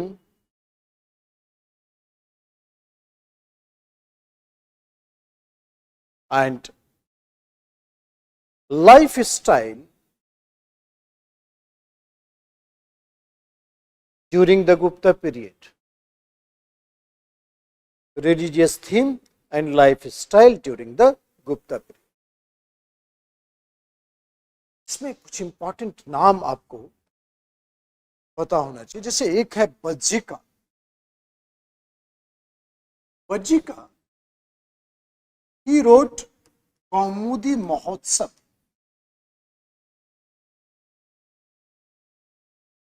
कौमुदी महोत्सव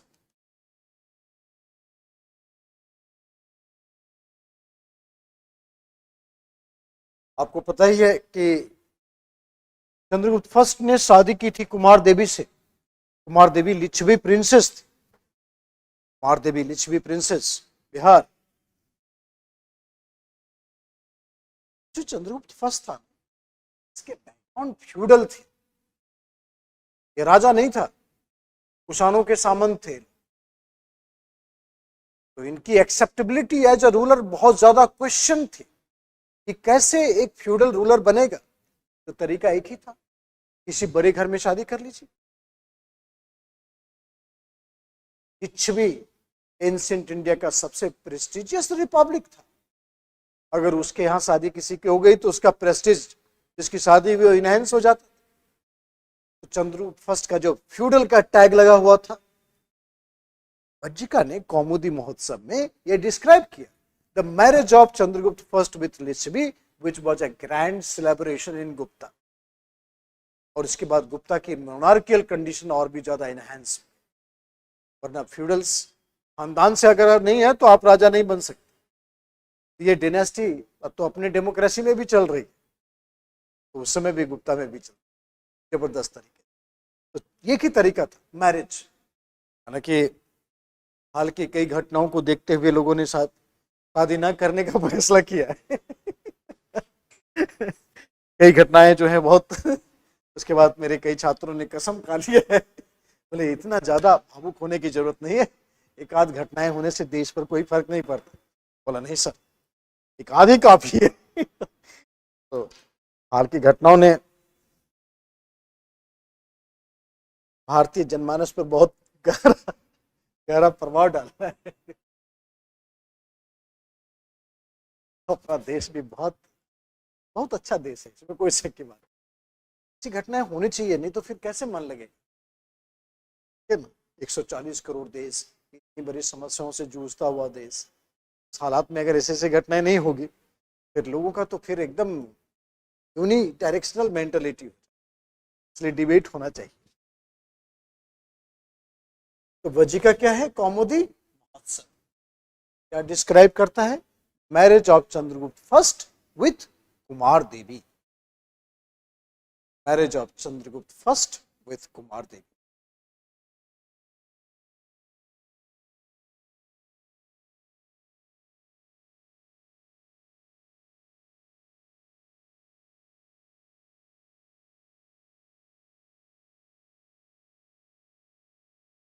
प्रदीप ने बोल रहा है sir this is called women empowerment.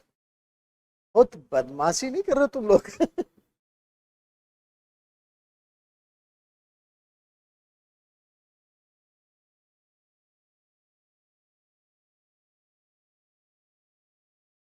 क्या होता है ना कि सोशोलॉजिकली जो मेंटल कंडीशन है ये कुछ ऐसे स्टेज में पहुंच जाता है इसमें कि आदमी को पता नहीं चलता है कि वो क्या कर रहा है, गलत कर रहा है या सही कर रहा है। एक स्टेगनेंट स्टेट ऑफ माइंड होता है। तो this is psychological illness one type of, is called disease.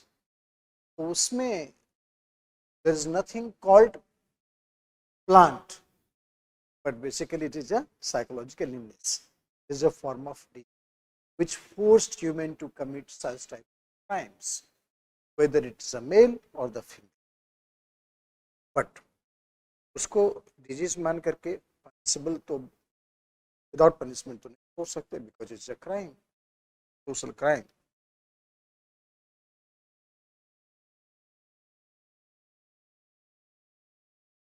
But ना मैं इमेजिन करता हूँ कि state of mind, criminals even they kill somebody, there is a proper objective, right? और उसका एक professional instinct. In such case I don't feel any professional instinct, तब भी वो इस स्टेट ऑफ माइंड में है, समथिंग एक्सेप्शनल, दिमागी बीमारी। नेक्स्ट लिखो Kalidas. Kalidas one of the greatest poet in ancient India.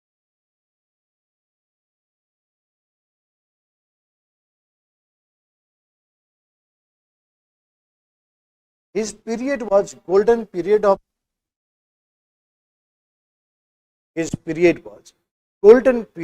Sanskrit literature. Golden period of Sanskrit literature.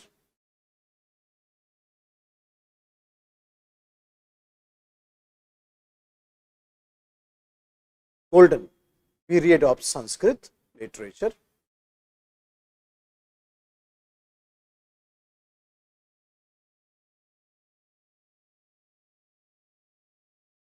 He wrote many books. In the form of drama, epic,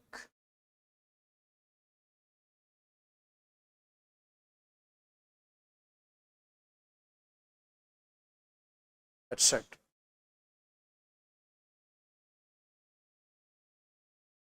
Sangam literature. Sangam literature.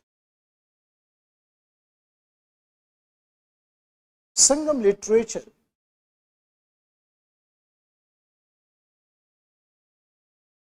composed between 200 BC to 200 AD. 200 BC to 200 AD reflects the socio-economic condition,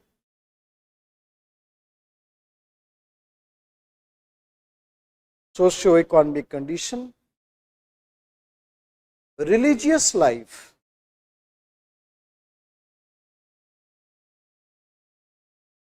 and literary achievement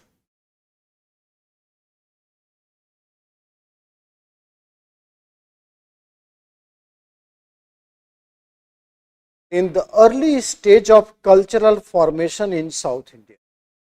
In the early stage of cultural foundation in South India.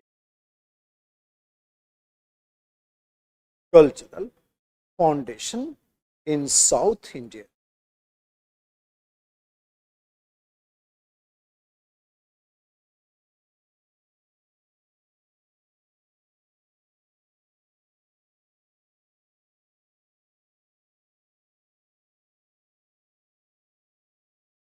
छोटा सा heading दीजिए, foreign accounts. Foreign accounts,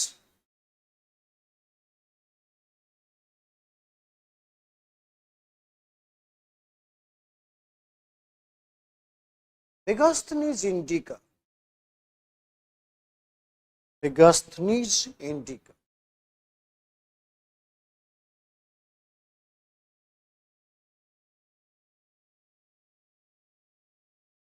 considered as best book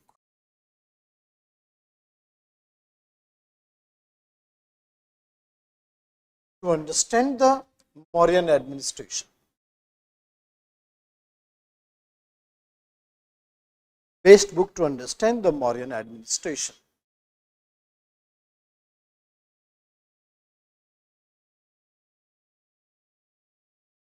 He was ambassador in India.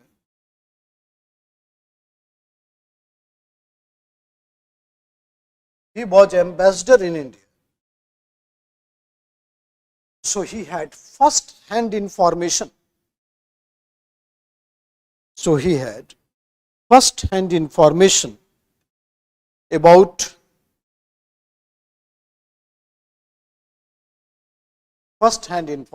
about India's relation with Central Asia.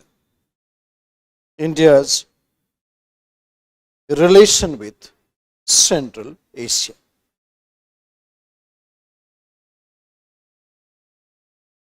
India's relation with Central Asia. Some of the Greek and Latin writers, some of the Greek and Latin writers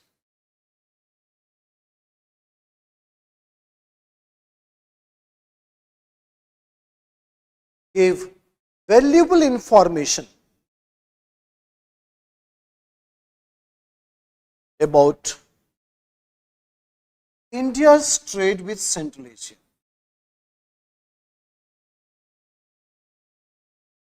India's trade with Central Asia.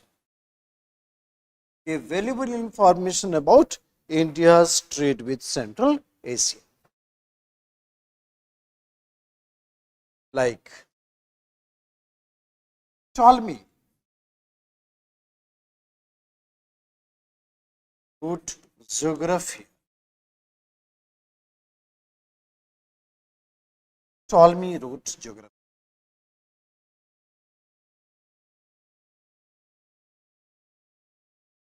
Like Arian, देखो Arrian भी Indica लिखा है और Megasthenes भी लिखा है. Arrian wrote indica.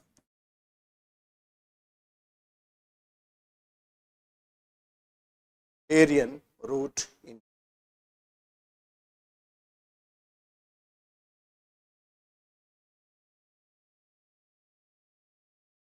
Justin, an epitome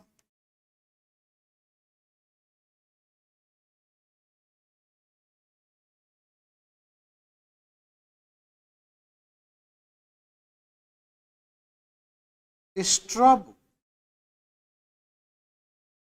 Geographia,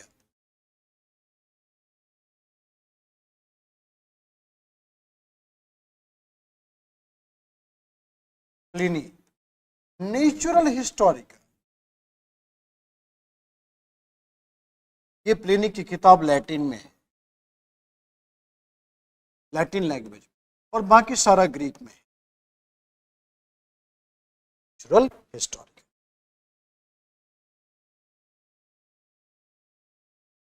बाकी सारा ग्रीक में, राइट. प्लिनी नेचुरल हिस्टोरिका केवल लैटिन में है, बाकी सारा Greek.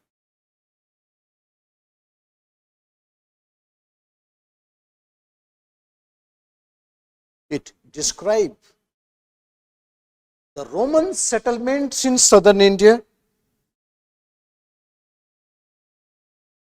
Roman settlements in southern India,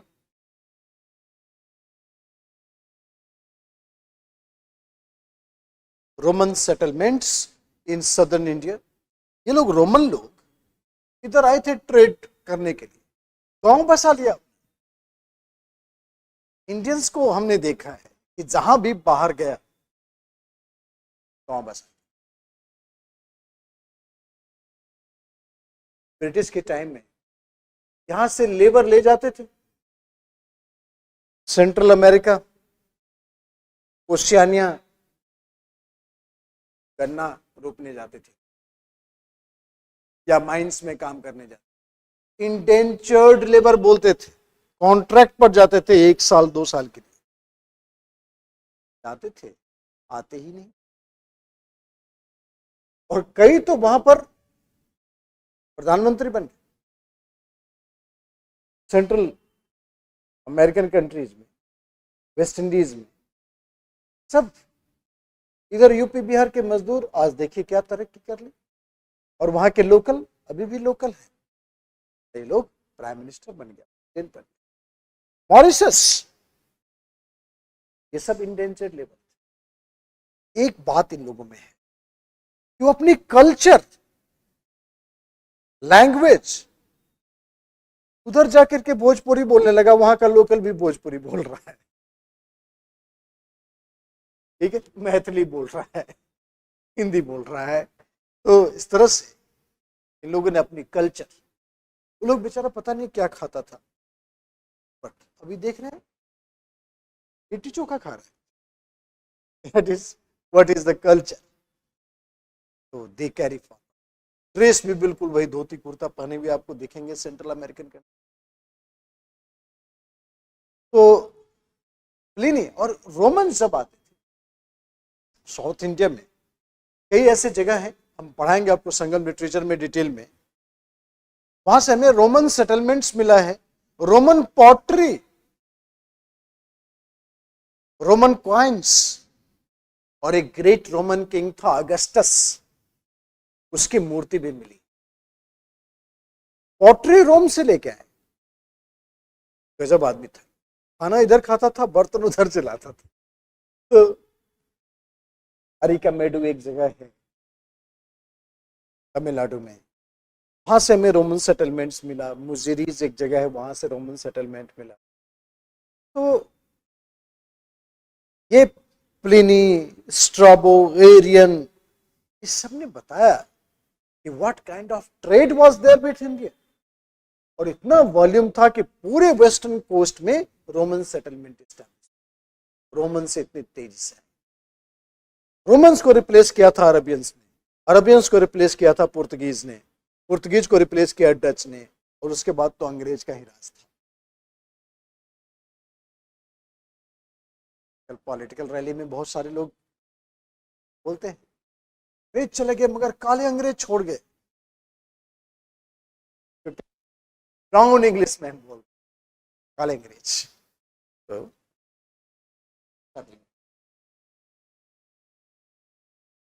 Chinese,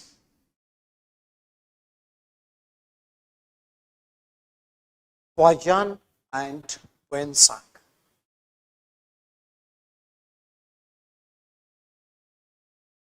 Chinese, Huayan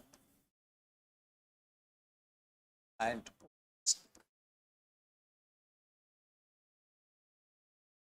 काफी शानदार डिस्क्रिप्शन दिया। दोनों एक गलती कर बैठा, इंडिया गया, हुआयान ने क्या है में रोड्स काफी सेफ थे, वहां के ट्रेवलर्स डरते नहीं थे ट्रेड करने से रातों में भी। बस फिर क्या था, चोरों ने चुनौती ले लिया, इसे चैलेंज ले लिया, ये कैसे सेफ है, ये तो सीधा चुनौती। वेनसांग आया, सारा सामान उसका चुरा लिया। तो फाहियान ने जो गलती की और चोलों को चैलेंज दे दिया, वेनसांग उसका भुगता और सारा इसका सामान चुरा लिया। तो फाहियान और Xuanzang both came here to collect the Buddhist manuscript. Collect Buddhist manuscript.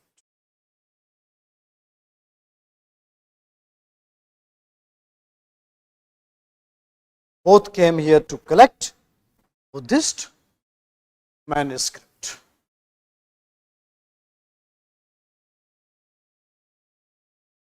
All Pali and Sanskrit literature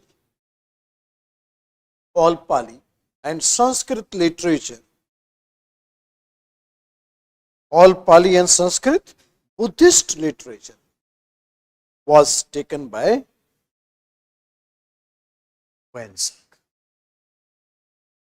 All Pali and Sanskrit literature was taken by Wensang, Fayan and Wensang. Fayan and Wensang लेके गया. हमने भी खोज खोज के किताब दिया, दे जाओ, नोट्स बना के दे दे, और उसी नोट्स के बदले में हमारे पास जो बुद्धा के बारे में इंफॉर्मेशन है, all this because of the notes provided by फायान and Benson.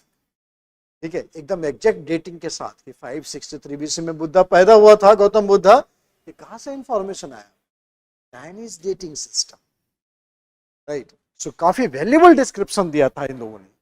तब जाकर के हमारा बुद्धिस्ट का क्रोनोलॉजी है कि कब घर छोड़े, कब निर्वाण मिला, ये सब सारी स्टडी करके नोट्स बनाए, और एक पेज का नोट्स बनाया, सारा किताब ले गए. तो Fahien and Wensang. Wensang, he described about the Nalanda University.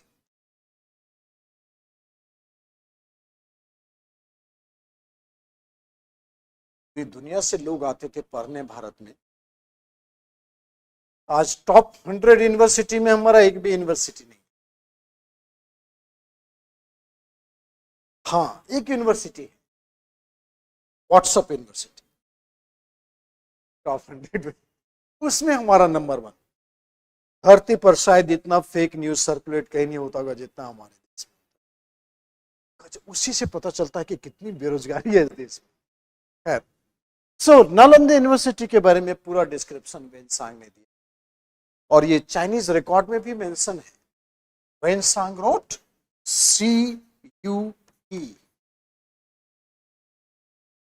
CUP.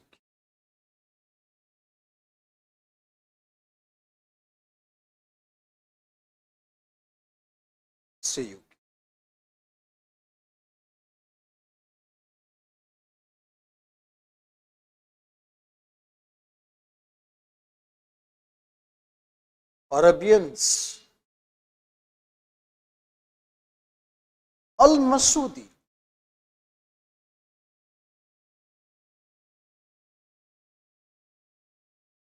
he wrote मुरूज उल जहाब. अल-मसूदी की किताब का नाम है मुरूज उल जहाब, describing about the political condition of India. Describing about the political condition of India.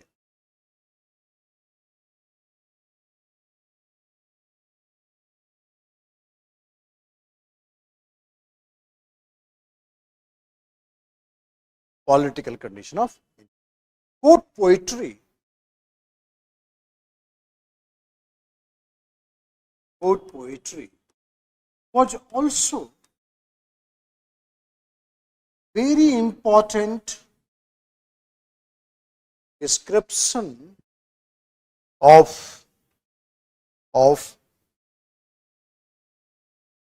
historical learning. Very important description of historical learning.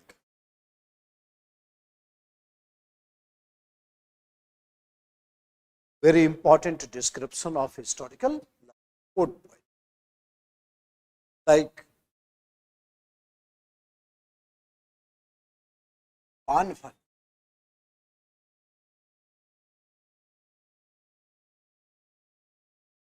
He wrote Harsh Charita.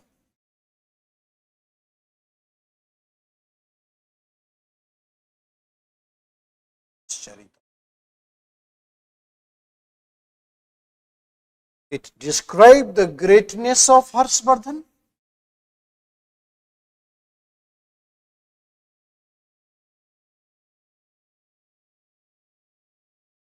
Greatness of Harshvardhan.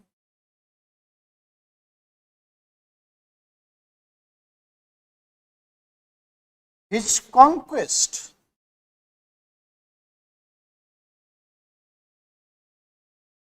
conquest. Anvat was Sandhi Vigrahak.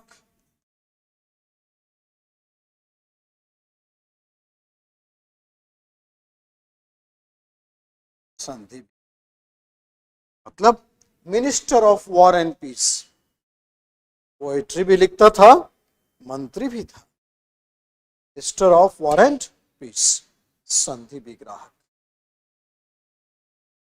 As संधि, minister of war and peace. हम लोग sources देख रहे हैं, इसके limitations नहीं देख रहे हैं।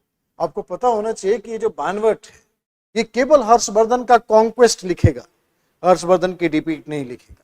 तो इसके बेसिस पर जब हम हिस्ट्री फ्रेम करेंगे तो that will have a definitely big limitations, right. उसी तरह से हरिसेन प्रयाग प्रशस्ति, हालांकि ये आर्कियोलॉजिकल सोर्स में आता है, नॉट लिटरेरी। हरिसेन प्रयाग प्रशस्ति,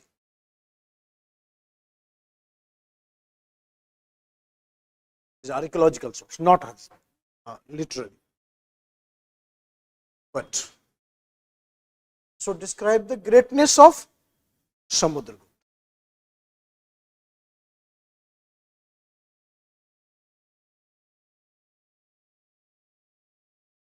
It also describes the greatness of Samudragupta.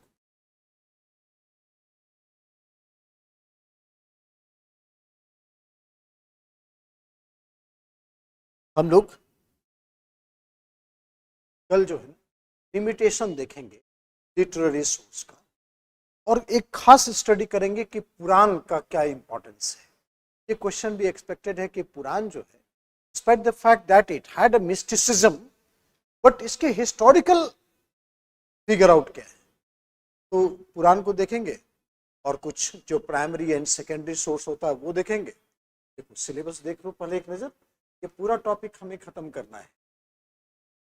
Literary source, primary and secondary, poetry, literature, regional language literature, सब देखेंगे। फॉरेन, ग्रीक, चाइनीज, अरब राइटर्स, ये तो इसको कल हम लोग इस टॉपिक को खत्म कर देंगे। एक मैंने जो अपलोड किया है पीपीटी देखा आपने, कॉम्प्रिहेंसिव अपलोडिंग है, करीब 27 कितने पीपीटी है मानसू उसमें, जो पीपीटी अपलोड किया है इसमें,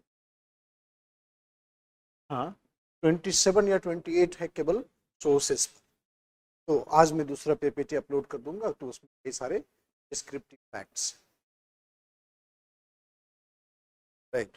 तो कल हम लोग इस चैप्टर को लाने की कोशिश करते हैं। Okay, so that's all for